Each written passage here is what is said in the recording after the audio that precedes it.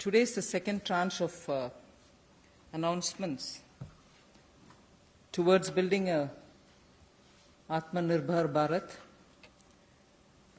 The slides will go on, but before we start the slides, just want to let you know that today's initiatives, which are getting announced as a part of the second tranche that we are announcing today, focuses on migrant workers, street vendors, small traders, self-employed people, small farmers. And when I say small farmers, there are a few items we say. So in all, about 9 steps that I will be announcing today. 3 relating to migrant workers, 1 related to the Sishu loan within Mudra, 1 related to street vendors, 1 housing, 1 related to employment generation largely for tribals and in those in the tribal pockets, and 2 related to farmers, particularly small farmers. But even as I say this, since you have been keenly listening and hearing what we are saying, many of them may have overlaps with the next package that we'll announce. So on farmers, for example, it's not as if I'm giving only 2 steps, nothing more. Arey kisan ke liye chhod de kaam. No, there will be more. But today I'm bringing in 2.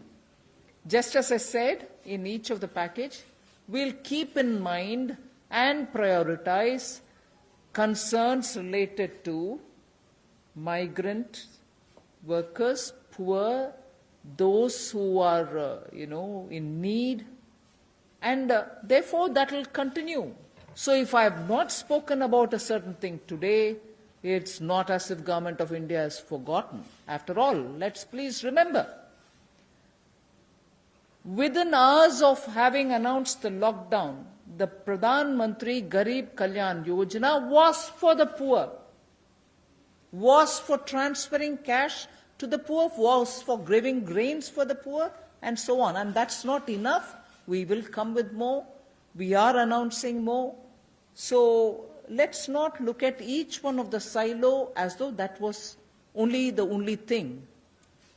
As I said earlier, there are tranches of announcements. Many things might overlap. Many of them might get mentioned here as well as mentioned once more somewhere else. So just a broad understanding on that.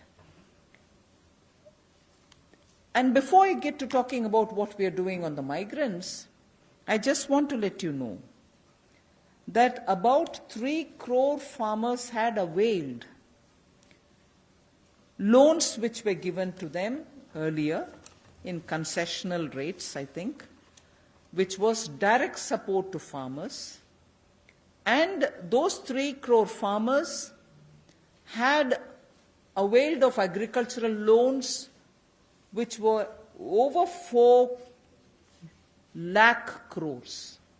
3 crore farmers who are marginal farmers had already benefited from 4 lakh crores of credit given to them. And those people who have availed of these credit through the Reserve Bank were also given a moratorium. For the next 3 months, you don't have to pay your EMI and so on. Now, the interest subvention, which is normally given for prompt repayment in time, was extended till March. Now we are extending it up to 31st May 2020. So that is a thing which was already availed of, and for that we are giving a bit of an extension. And in the last 2 months, 25 lakh new Kisan credit cards have been given, which entails that they can take concessional credit. They're actually marginal farmers. So we've not forgotten them. And those 25 lakh new Kisan credit card holders have also been given or sanctioned a loan which totals to 25,000 crores. These are recent happenings. So there may have been a lockdown, but the government was not sitting quiet. It has been attending to a lot of those who are in the margins of our society, who are desperately in need of assistance to carry on with their small work. So that is something which I want to draw your attention to before we move on to today's package. And the self-help groups in urban centers are with urban poor. So urban poor are contributing also in this COVID period. And self-help groups, as you know, is something which is supported by the central government also. Another experiment which was successful is for disbursing revolving funds to the SSGs, and these revolving funds for the self-help groups have also become on board a Paisa portal. It is called PA, all in capital, I is small and SA, Paisa portal, as of April. And now many state governments, seeing the pilot project which had happened in Gujarat, want their people also to get onto this, and through this a lot of across the state benefits which they can get will be available for the SHGs. And lastly, for the urban poor, 7,200 new SHG groups have been formed, newly formed for the urban poor, and that commenced from 15th March. Critical COVID time. New self-help groups for whom assistance get given, and they get benefit from revolving funds and so on to catch on with what they want to do for their livelihoods. So during these 2 months, COVID period, you have these activities which have happened with central government participating actively in these 2 months only. There's definitely a lot of concern, and a legitimate concern, about migrant workers now going back to their respective states. And will they be there without any opportunities to earn their livelihood? So I would like to draw your attention to say that you know that we had announced the increase in the average wage rate from 182 to 202 rupees. I had made an announcement once earlier. Now, the question of these people returning to their states, will they stay without any provisioning? We have already generated 14.62 crore man days or person days of work generated up to 13th May, which is actually 40 to 50% more persons who have got enrolled compared to last May. So when there was no COVID, what was the number? It is at least 40 to 50% more than what it was before. We have enrolled all of them. We are making provision through the Rural Development Ministry to ensure that they get enrolled, they get work, they get the due payments.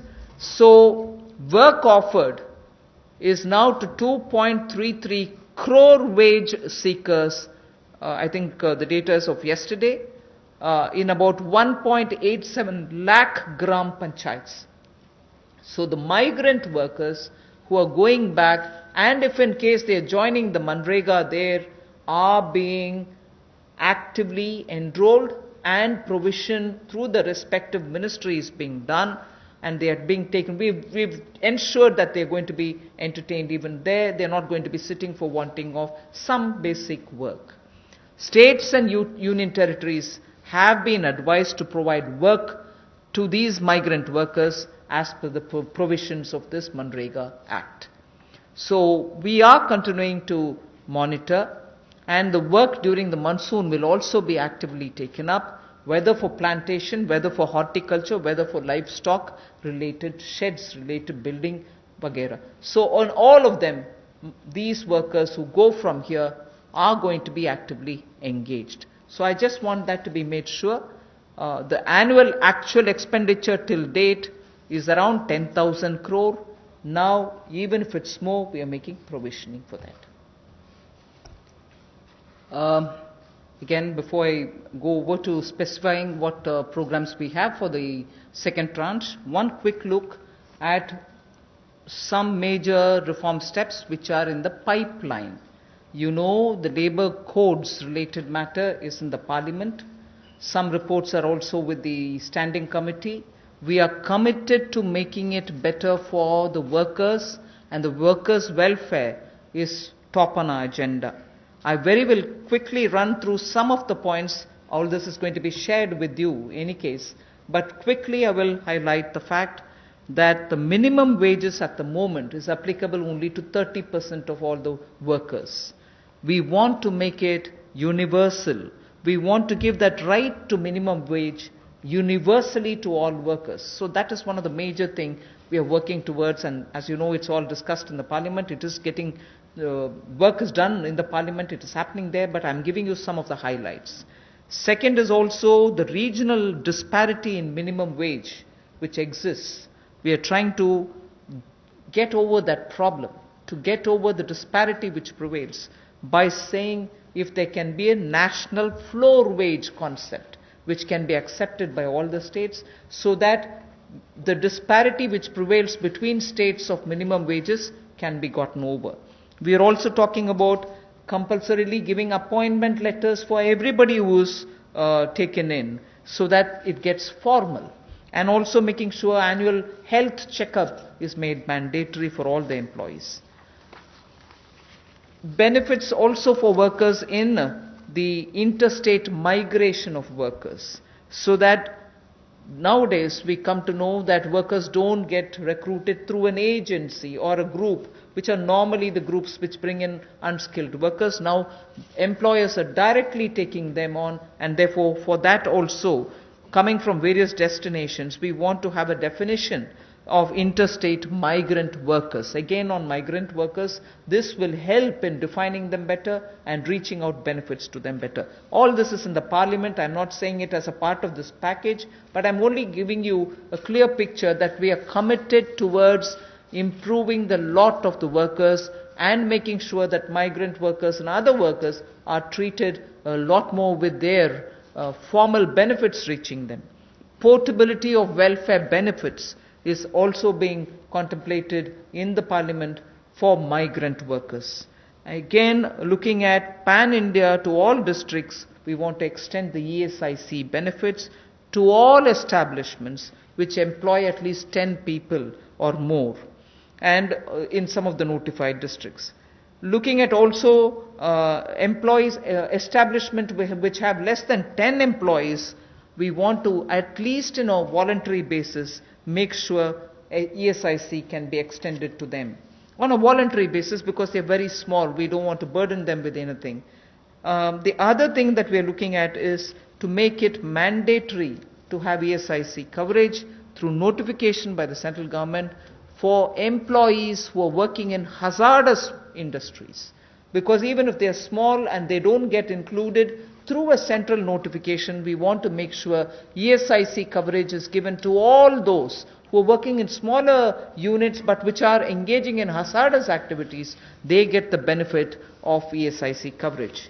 And social security schemes are being extended even to gig workers and platform workers. That is now urban phenomena, and they should get that coverage. So we want to bring gig workers into it. We're also looking at reskilling of retrenched workers. Now in the context of COVID, this was all designed before, but in the context of COVID, we probably will have a situation where a lot of retrenched workers will need to have a reskilling exercise. And again, all occupations should be opened for women with night working rights, and also there making sure safeguards are provided for all of them. Provision also for social security funds for unorganized workers, and gratuity to be given for fixed term employment. So these are some of the things which are our commitment, which is revealed in the labor codes. 44 labor different acts have all been now compressed with extensive discussions and consultation. I must appreciate the Ministry of Labour, the Minister, Senior Minister Gangwarji, together with the Secretary, have engaged with all strata, all stakeholders, all strata of workers, to make sure that their concerns are addressed, and therefore the possibility of having those 44 laws being reduced to 4 codes highlights I've given you are waiting in the Parliament. Our commitment lies in having them passed after discussing in all the standing committees.